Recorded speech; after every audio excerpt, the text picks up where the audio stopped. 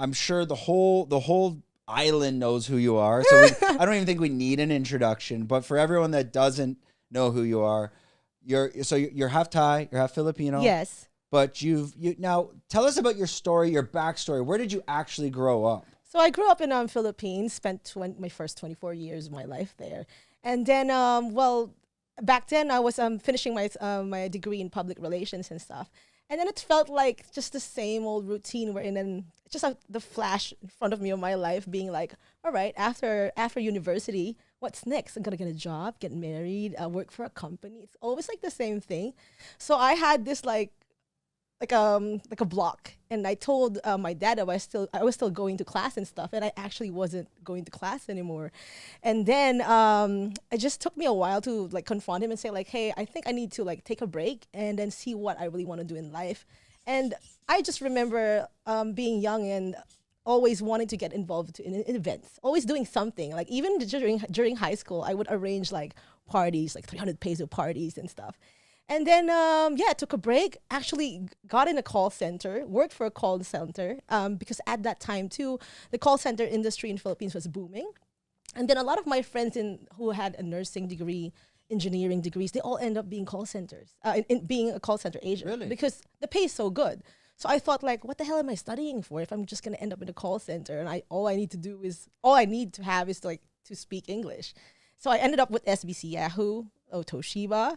And then I thought, all right, is this really what I want to do? So I took a break again. And then my sister, who's my half sister, she grew up in Bangkok. She reached out to me and I said, I think you should finish your degree and then come to Thailand and try it out.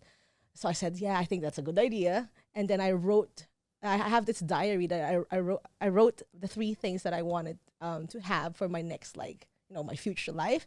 Is to work in a place where I can actually train every day because I always loved sports and boxing and stuff.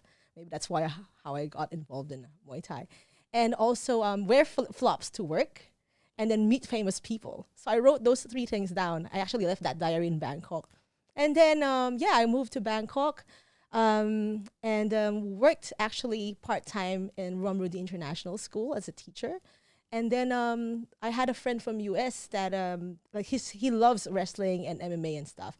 And he's like, hey, do you want to go to like an island, go to Phuket, Koh Samui? Because have you heard about these fitness and Muay Thai camps? And I was like, what is that? What kind of a holiday is this? There's no such thing. I was like, fitness camp or Muay Thai camp.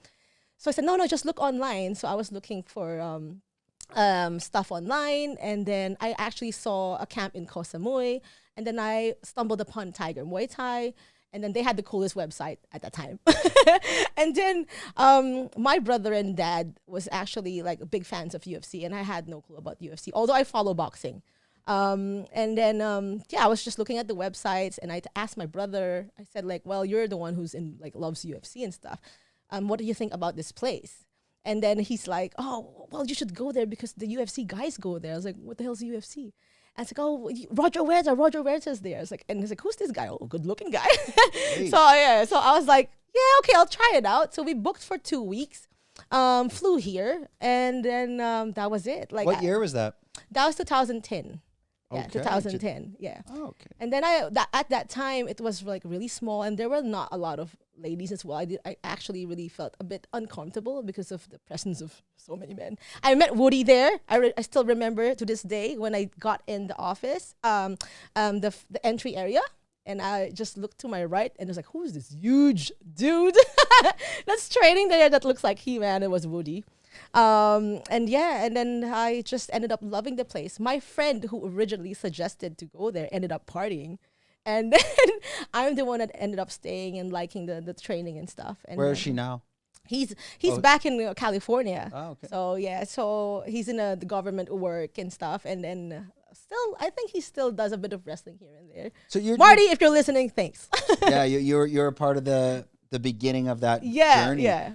If you enjoyed this content, we're doing 5 clips like this a week. If you want to watch the full podcast, click here.